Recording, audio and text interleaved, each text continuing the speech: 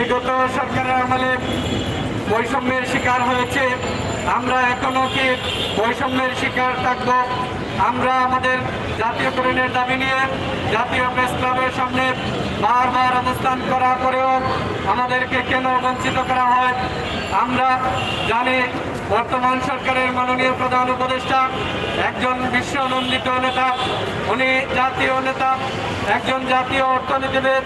উনি বিশ্বায়নের মধ্যে এই গ্লোবালাইজেশনের যুগে একজন সিকিউরিটি ব্যক্তি।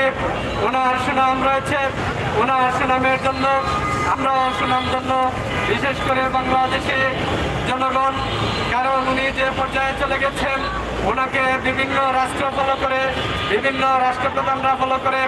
আমরা এমন একটি যোগ্য ব্যক্তিকে বাংলাদেশের রাষ্ট্রপ্রধান হিসেবে পেয়ে আমরা আনন্দিত, কিন্তু দুঃখের বিষয়